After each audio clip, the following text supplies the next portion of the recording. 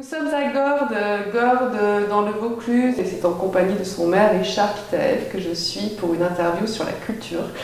La culture qui rayonne tout au long de l'année sur ce magnifique village. Bonjour monsieur le maire. Bonjour.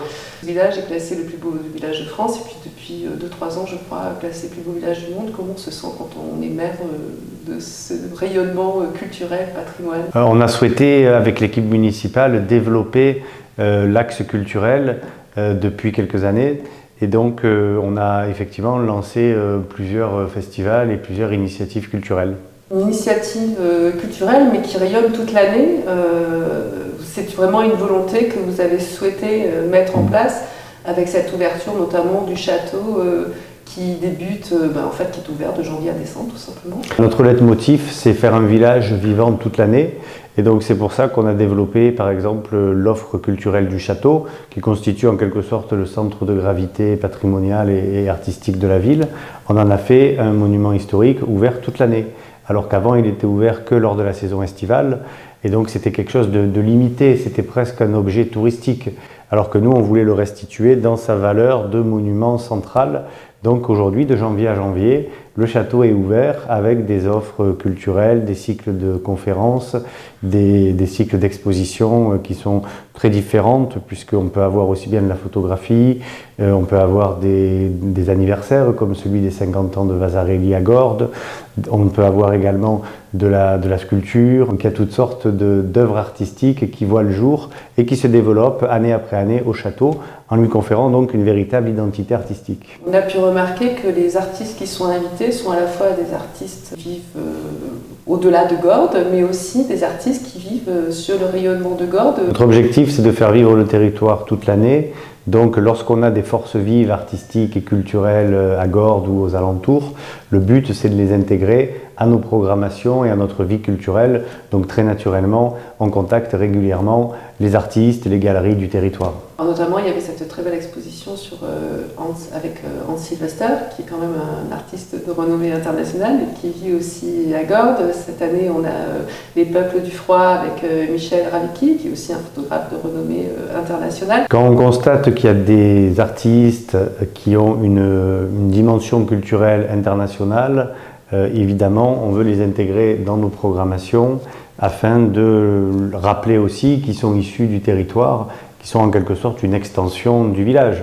Donc cette valeur culturelle de nos artistes nationaux ou internationaux, c'est quelque chose qui est très important pour nous.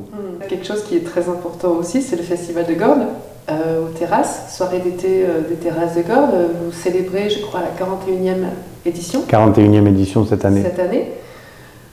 Avant de rentrer peut-être plus dans la programmation et dans le sujet, comment on fait pour garder, conserver 40 ans de festival, de théâtre, de spectacle, malgré effectivement la conjoncture économique et culturelle?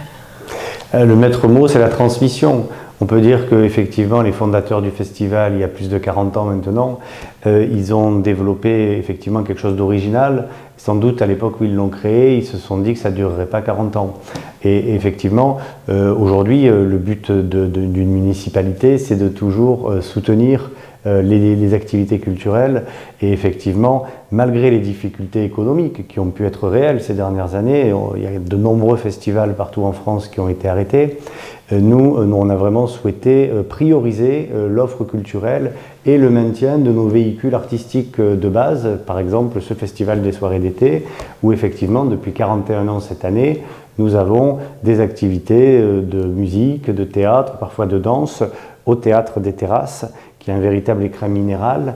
Et mine de rien, ce sont des centaines de milliers de spectateurs. C'est un public fidèle qui, depuis 41 ans, nous rejoint à Gordes. Il y a eu un changement il y a quelques années sur le festival de Gordes concernant la direction artistique, puisqu'elle a été confiée au chanteur Benabar. Pourquoi cette volonté?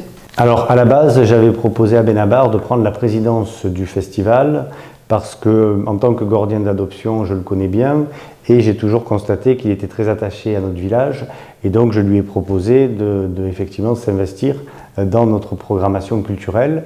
Et très vite, il a souhaité s'occuper aussi de la programmation artistique.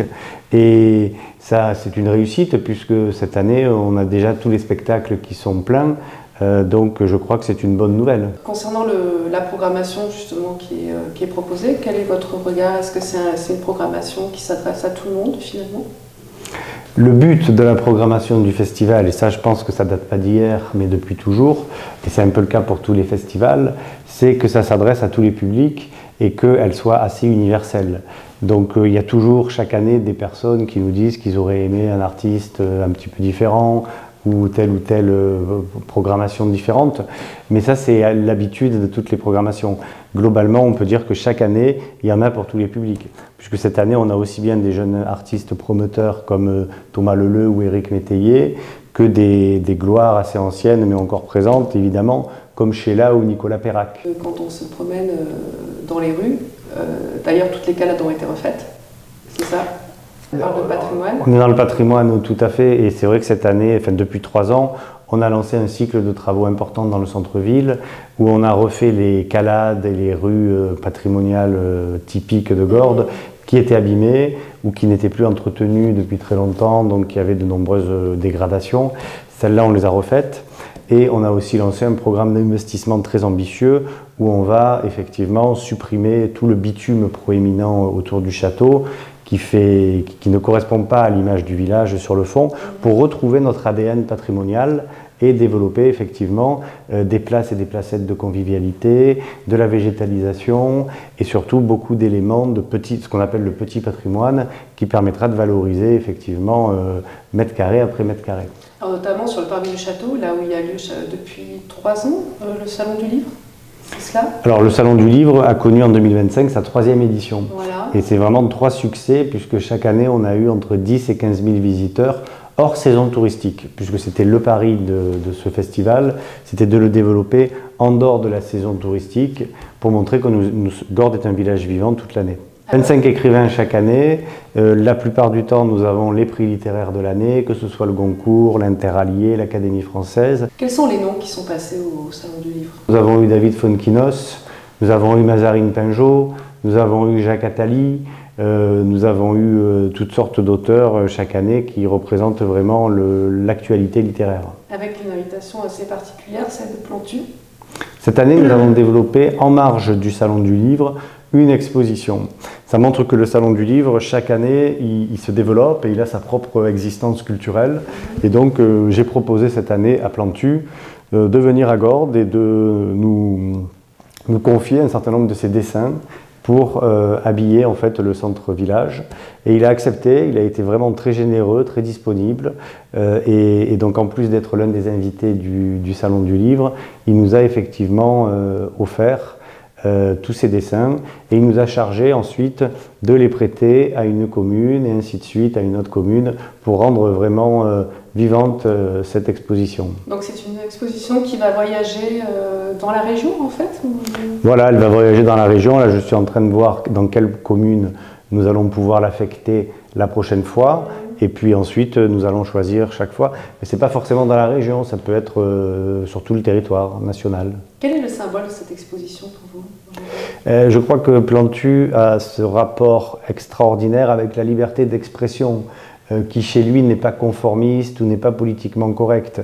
C'est une liberté d'expression réellement insolente, provocatrice au bon sens du terme, et c'est extraordinaire qu'il ait accepté de nous livrer effectivement tous ces dessins de manière très généreuse pour que l'on puisse, à Gordes, les utiliser et les valoriser. Merci, monsieur le maire. Merci.